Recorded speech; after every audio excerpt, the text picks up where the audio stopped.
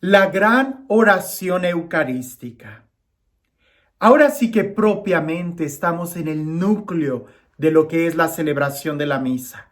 Lo más importante, que va desde el prefacio hasta el amén que decimos antes del Padre Nuestro.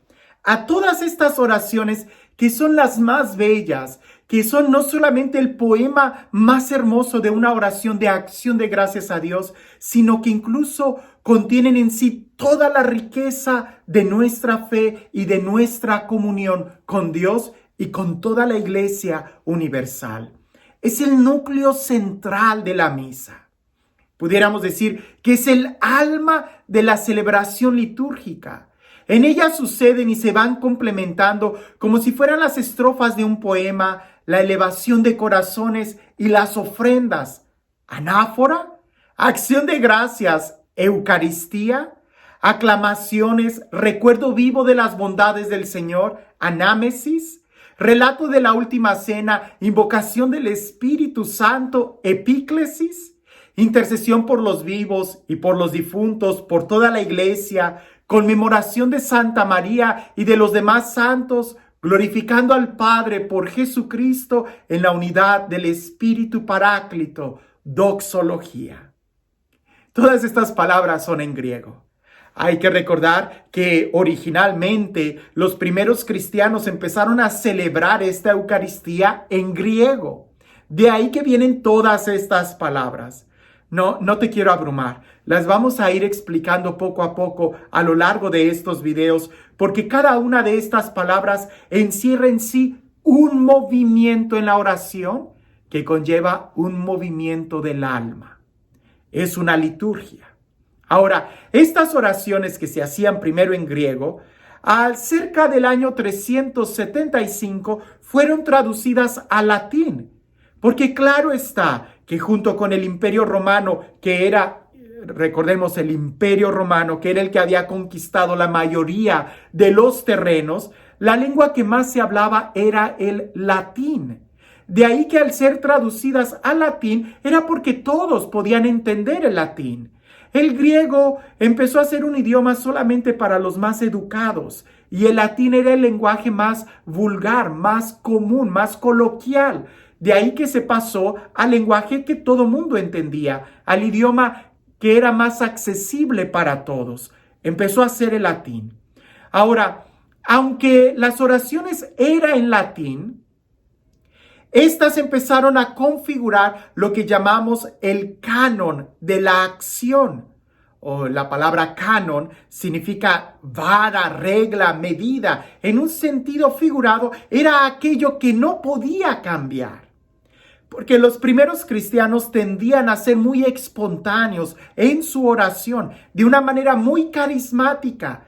Pero cuando se trataba de la oración litúrgica, era necesario que todos estuvieran en la misma sintonía y que esa oración litúrgica no se moviera a capricho de las emociones, sino más bien que nosotros pusiéramos nuestra emoción, que nosotros nos adaptáramos a esta oración.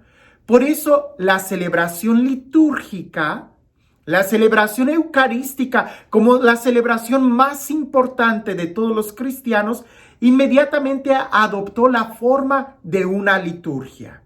Y aún así, estamos seguros que desde que empezaron los cristianos a celebrar la Eucaristía, empezaron a seguir el mismo protocolo de lo que era la cena pascual de los judíos, que ya en sí era una liturgia.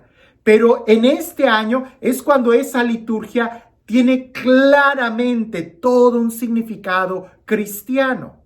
Ahora, en el año 538 se exige o es el Papa Vigilio quien da esta orden, que precisamente estas oraciones eucarísticas no pueden ser modificadas en su orden. Tiene que tener esa misma secuencia, sin importar la fiesta, sin importar la celebración, sin importar el tiempo. Tiene que tener el mismo orden. Esto está estipulado en el año 538. Fíjate cómo se va moviendo desde el principio de la era cristiana, que seguramente seguían lo que era la cena pascual con toda una interpretación cristiana. En el año 375, esta celebración que se hacía en griego pasa al latín y va adquiriendo una forma. Y ya en el año 538 el Papa dice de una manera muy clara, no la cambien, no la modifiquen, ¿verdad? Nosotros somos los que nos tenemos que adaptar a ella. Ahora, en el siglo VI, un escritor llamado Juan Mosco cuenta que esas oraciones eran muy bien conocidas por todo el pueblo, que incluso los pastores solían cantarla mucho cuando estaban cuidando su rebaño, y que las ovejas seguían la voz del pastor al entonar estas oraciones. Pero poco a poco estas oraciones fueron cada vez reduciéndose más en un silencio y ser cada vez más privadas para uso exclusivo de la liturgia. Con algo de tristeza, en la reforma del Concilio de Trento, esas oraciones quedan solamente en silencio para el sacerdote en el momento de la misa. Y la mayoría de los fieles, la inmensa mayoría, recordemos que en aquella época no se tenía acceso a la lectura como el día de hoy la tenemos, la mayoría de los fieles empieza a quedar afuera de la belleza de estas oraciones.